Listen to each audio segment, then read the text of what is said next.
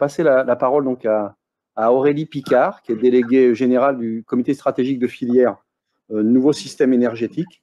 Merci Aurélie de vous être rendue disponible pour cette assemblée générale et on vous écoute. Merci beaucoup pour votre invitation. Je suis ravie de pouvoir vous présenter le plan de relance, la relance autour de la transition énergétique. Peut-être pour commencer, quelques mots sur le comité stratégique de filière. Alors, je vais faire, pardon, je prends la main. Voilà, parfait.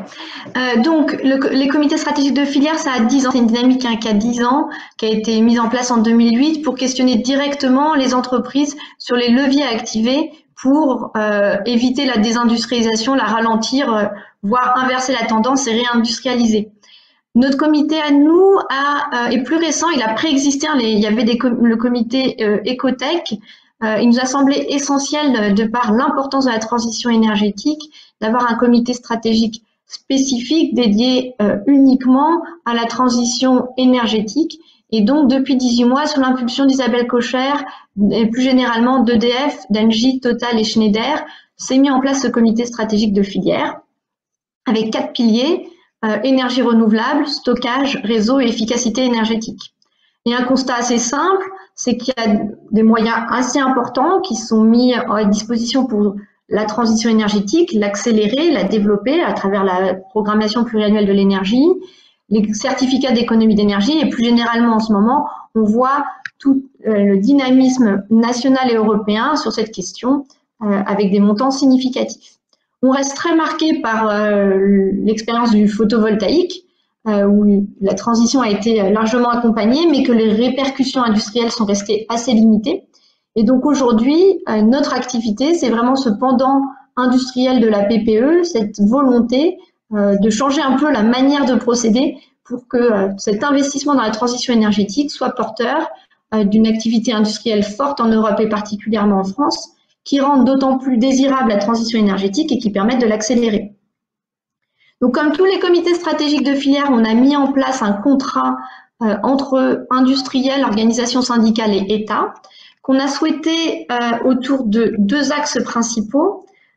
Tout d'abord, le fait que la transition énergétique préserve le pouvoir d'achat, ça nous semble essentiel et pour ça, 2 axes importants.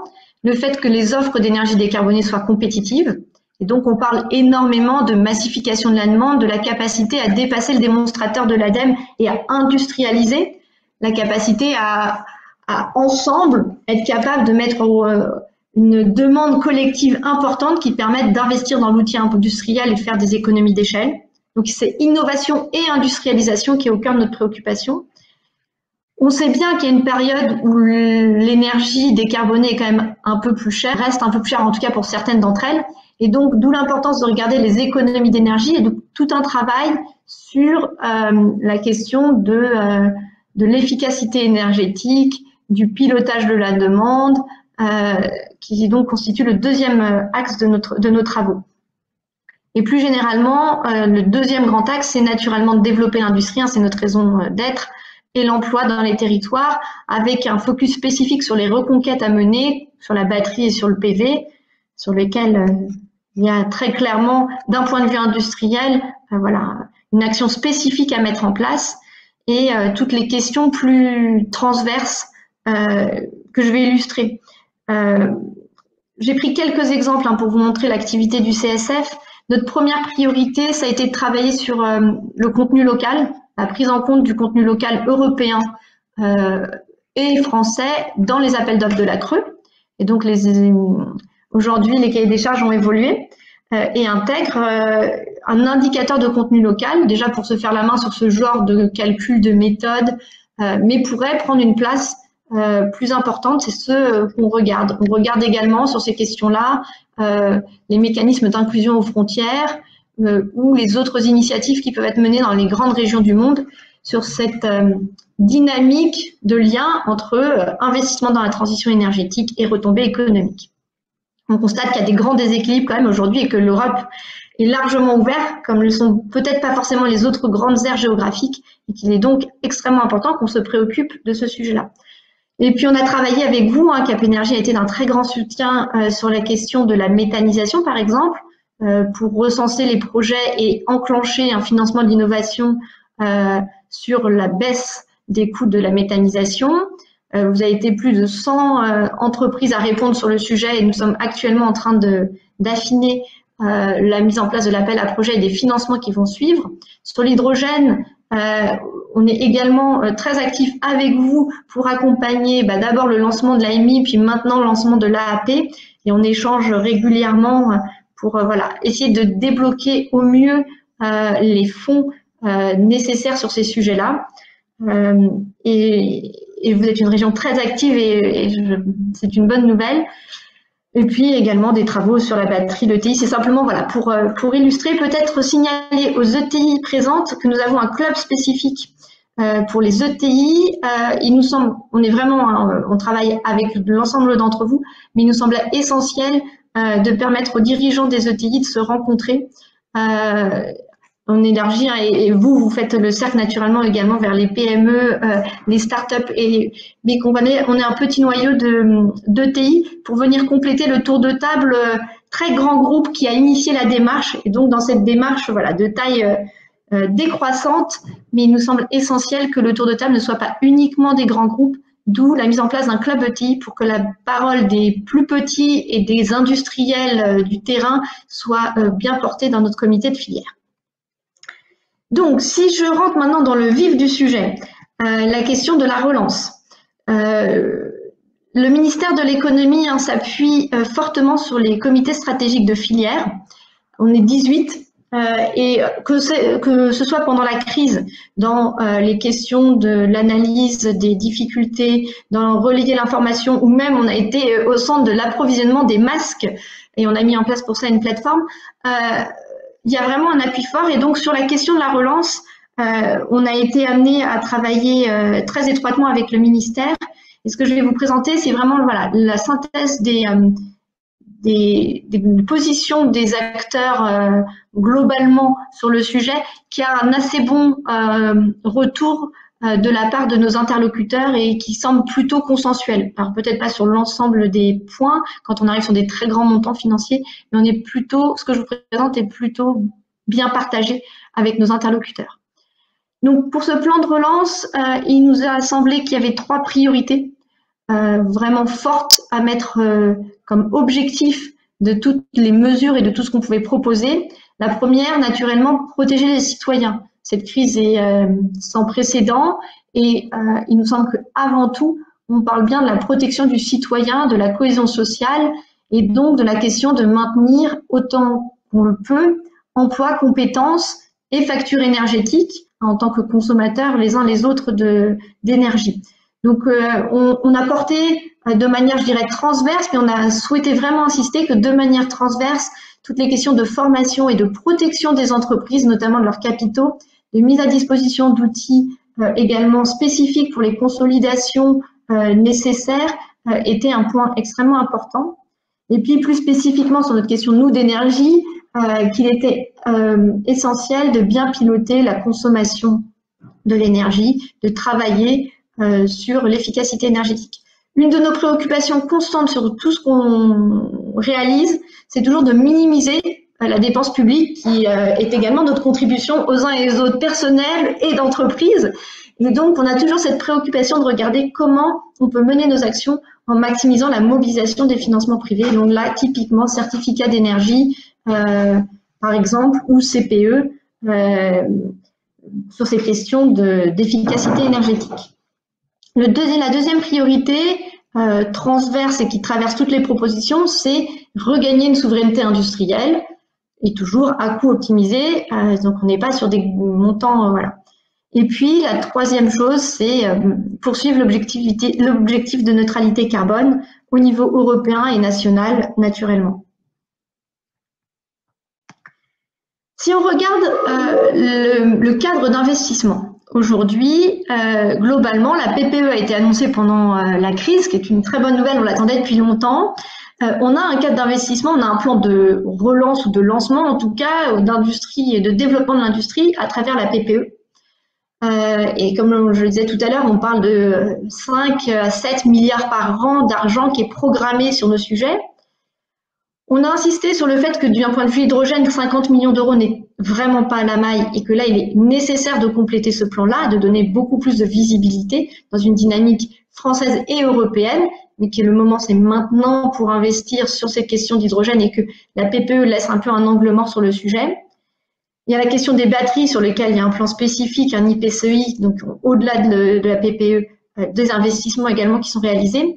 Et je pense qu'il ne faut surtout pas oublier, dans la manière structurelle de dynamisme de nos activités, les plans d'investissement des différents opérateurs de réseau.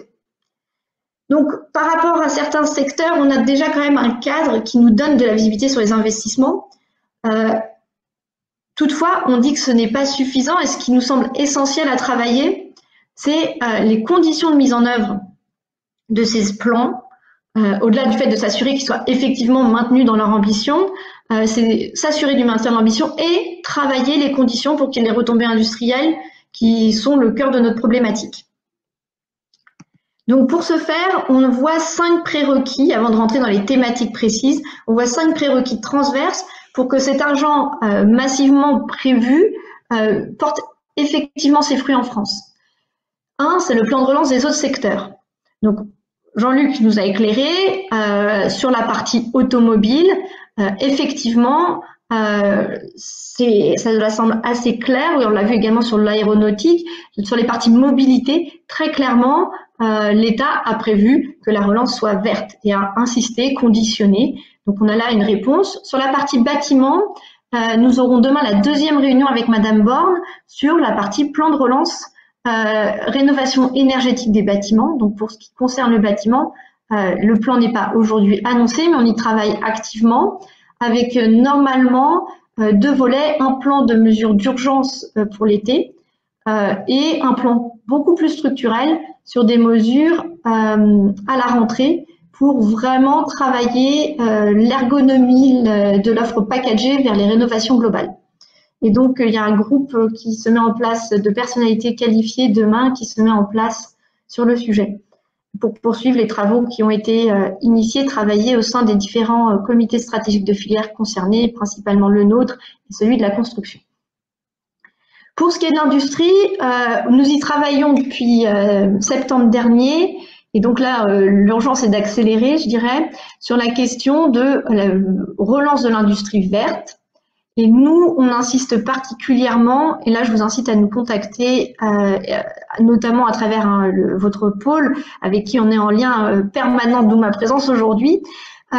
On cherche vraiment à rentrer par l'offre et non pas par la demande. Il nous semble essentiel de ne pas reproduire ce qui s'est fait sur le PV une fois encore, où on aurait une politique de décarbonation de l'industrie qui en plus risquerait de encore fragiliser l'industrie qui est peu développée quand même dans notre pays, ou en tout cas à chaque fois un peu moins. Et il nous semble essentiel de bien faire de cette volonté de décarboner une opportunité de marché pour les offreurs de solutions de décarbonation.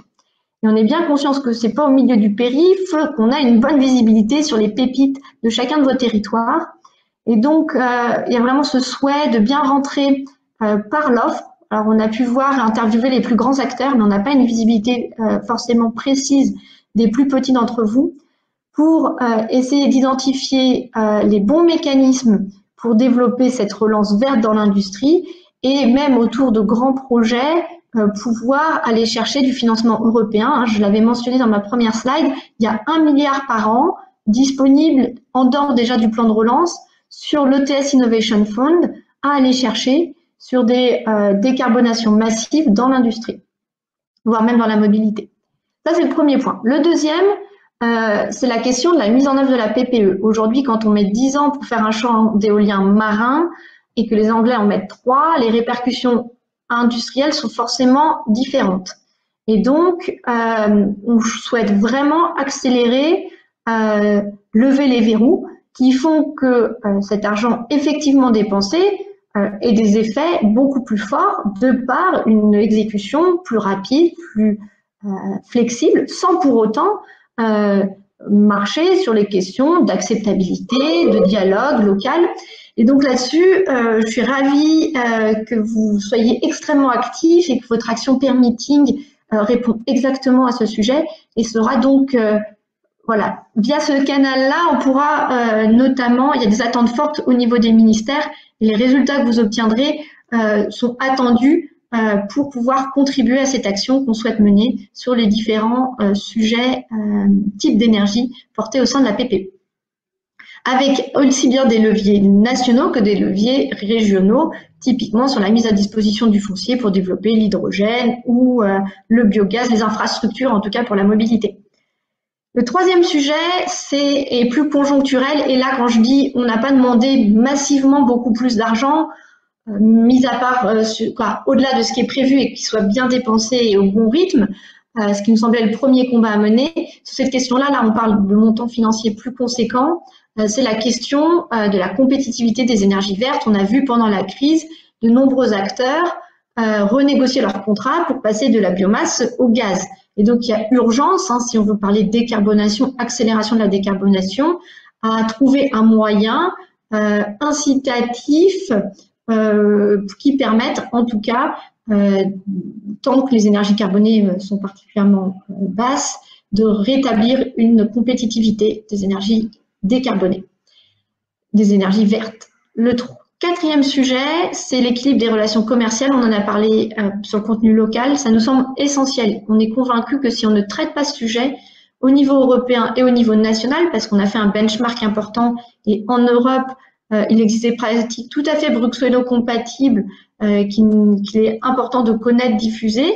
Il nous semble essentiel que l'Europe puisse, sur ces questions, on investit massivement, bien travailler un équilibre des relations commerciales dans le respect des règles du commerce international, mais qui permettent d'avoir des relations équilibrées. Il nous semble qu'aujourd'hui, elles ne le sont pas. Donc voilà, on s'investit massivement sur ce sujet-là, qui nous semble un prérequis essentiel. Et puis, dernier point, quand on parle beaucoup de réindustrialisation, de relance, de relocalisation, et il nous semble essentiel de bien lier ce sujet-là à la question de la décarbonation. Quand on a travaillé sur la décarbonation, on a constaté que si on rentrait purement et simplement par la courbe de la SNBC seule, on pouvait, pour essayer de résoudre le problème, détruire toutes nos usines et on émettait moins. Ce qui nous semble pas être ce qui est souhaité par les différents ministères. Donc, il nous semble essentiel de bien traiter l'empreinte carbone, intégrant nos consommations en même temps qu'on regarde nos émissions. On ne dit pas qu'il faut arrêter de regarder les émissions, c'est extrêmement important qu'on les regarde à travers la SNBC, mais il est également extrêmement important qu'on regarde ce qu'on importe. Et on voit donc bien qu'il est essentiel de travailler la décarbonation et la réindustrialisation ensemble. Surtout que lorsqu'on discute avec les acteurs de l'offre de solutions de décarbonation, on constate qu'il est souvent beaucoup moins cher de décarboner un nouveau site, une extension d'usine, une nouvelle implantation, et que donc si on souhaite décarboner massivement, il est important également par cette occasion-là de développer l'industrie. Donc on pense que pour être attractif, il faut qu'on travaille bien l'offre de décarbonation, mais d'un autre côté, pour travailler la décarbonation, il est important qu'on soit dynamique d'un point de vue industriel. Donc on insiste dessus parce que des fois, dans une approche un peu rapide, on pourrait opposer ces deux volontés qui nous semblent pourtant essentielles de bien travailler de manière liée. Donc ensuite, sur les parties plus thématiques, je trouve un peu de manière fictive, on a séparé relance et relocalisation avec deux tempos un peu différents, mais les sujets sont quand même, à mon sens, étroitement liés. Et donc sur la partie relance de l'activité, on a identifié 3 points principaux. Le plan de rénovation des bâtiments dont je vous parlais tout à l'heure, sur lequel voilà, on travaille activement avec les ministres. Et donc on aura une deuxième réunion, comme je vous disais, demain sur le sujet, sur lequel on regarde plus particulièrement la massification des actions d'efficacité énergétique et tout un travail sur le développement des systèmes de pilotage de consommation. Et le ministère nous demande de travailler vraiment sur l'ergonomie de l'offre, le packaging de l'offre pour qu'elle soit simple à mobiliser et incite à une rénovation globale. On intègre également à cette occasion les questions de réseau de chaleur, développement des réseaux de chaleur et notamment raccordement des bâtiments publics au réseau de chaleur. Le deuxième grand sujet, c'est la question de la méthanisation qui à la fois pose des questions, permet d'activer des questions d'emploi, de développement de l'emploi, de résilience et de décarbonation. et sur lequel donc on est en discussion pour lancer l'appel à projet cette fois-ci pour financer les projets que vous avez pu partager à travers l'AMI avec nous. Donc ça devrait, on espère, on a des signaux plutôt positifs, ça n'est pas encore acté officiellement, mais on y travaille étroitement avec l'État. Et puis le deuxième sujet, c'est toute la question de financement, de mise en place de financement privé et extra-budgétaire pour permettre de relâcher la contrainte et de pouvoir concrètement déployer les nombreux projets qui sont prévus. Et donc c'est en discussion sur ce point-là. Sur la partie, je dirais, relocalisation, mais je pense qu'il ne faut pas imaginer que ce sujet mérite d'être traité dans un deuxième temps, parce qu'on peut prendre l'exemple, par exemple, de la batterie ou l'hydrogène. La fenêtre de tir, c'est maintenant pour les investissements. Donc, les répercussions économiques sont peut-être un peu plus lointaines, mais c'est pas pour autant que les décisions doivent être décalées dans le temps. Sur la relocalisation, on a donc 6 priorités. Je réinsiste à nouveau, la question de la réindustrialisation, relocalisation doit absolument être traitée, à notre sens, sous le prisme de la décarbonation, avec une entrée solution et pas une entrée purement demande. C'est pour ça qu'il est vraiment essentiel que l'on ait une bonne connaissance de l'industrie française des solutions de décarbonation.